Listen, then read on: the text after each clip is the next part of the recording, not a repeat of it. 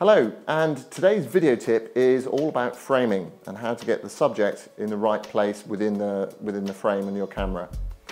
As you can see, I've got a reasonable amount of space around me and I look reasonably well placed within the frame. However, if you go too far back, it can be a different story.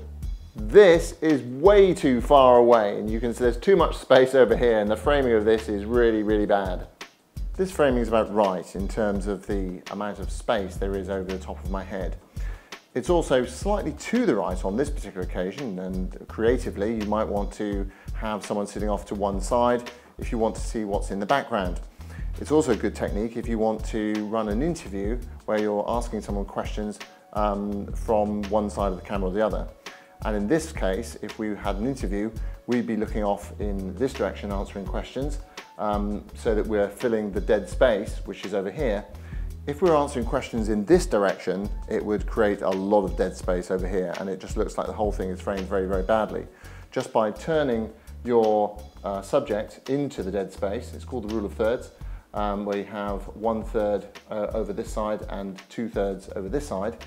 Just by using this dead space, by looking into it, you make the space live. And while we're talking about framing, the position of the eye line to the camera is also quite important for the message that you're saying.